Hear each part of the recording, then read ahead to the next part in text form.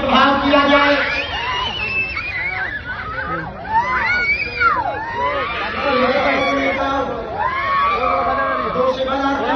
Rajkot racecourse મેદાનમાં સનાતન હનુમંત કથાનું ત્રિદિવસીય આયોજન કરવામાં આવેલું હતું।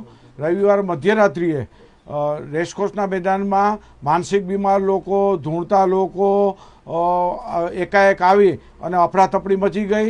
આયોજકોએ દાવો કર્યો હતો કે આવા કોઈપણ પ્રકારના અવૈજ્ઞાનિક મેડિકલ સારવાર વિરુદ્ધના કોઈ કાર્યક્રમો રાખવામાં નહીં આવે, તેનો ભંગ કરવામાં આવેલ છે।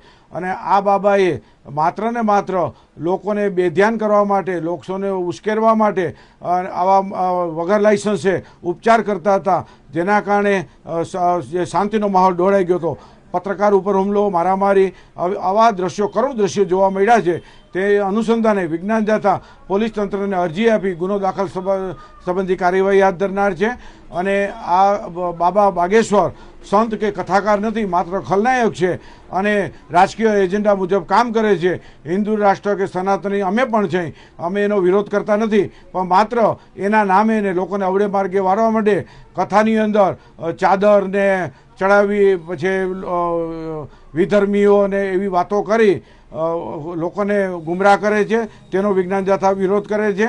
આવા બાબા છે પોતાના આશ્રમ માટે કેન્સર હોસ્પિટલના નામે, અન્નપૂર્ણા રસોઈના નામે ફંડફાળા ઉઘરાવે છે અને આપણા ગુજરાતના નાણાં છે ત્યાં ઠલવે છે। તો હવે લોકોએ જાગવાની જરૂર છે।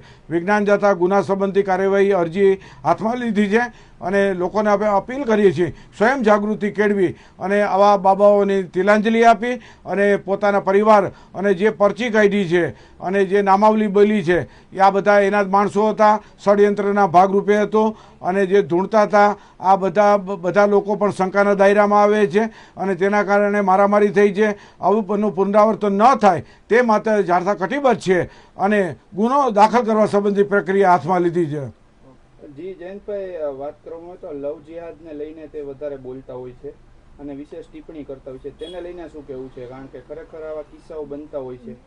ખાસ કરીને આપણે જોઈ છે કે ભારતની અંદર માની લ્યો કે લવ જિહાદની જે કમનસીબી ઘટના બને છે તેમાં હિન્દુ સંગઠનો છે, સરકારે પોતાના પોલીસ તંત્ર દ્વારા ઠોસ કદમ ઉઠાવી કાર્યવાહી કરી અને નાબૂદ કરવી જોઈએ। તેના બદલે લોકોને આવા કથાકારો છે અવળે માર્ગે વાળી આવા પ્રશ્નો ઊભા કરી અને રોજગારી, મોંઘવારી, પ્રાણ પ્રશ્નોને બાજુએ રાખી અને લવ જેહાદના પ્રશ્નો, ચાદરના પ્રશ્નો અને અંદરો અંદર આપસમાં લડાવવાનું કામ કરે છે અને લોકોને બીજે ધ્યાને લઈ જાય છે। આ વ્યક્તિ રાજકીય એજન્ડા મુજબ કામ કરે છે। હવે લોકો સાવધાની રાખી અને આવા ચમત્કારિક બાબાઓથી દૂર રહેવું જોઈએ તેવી જાથા અપીલ કરે છે।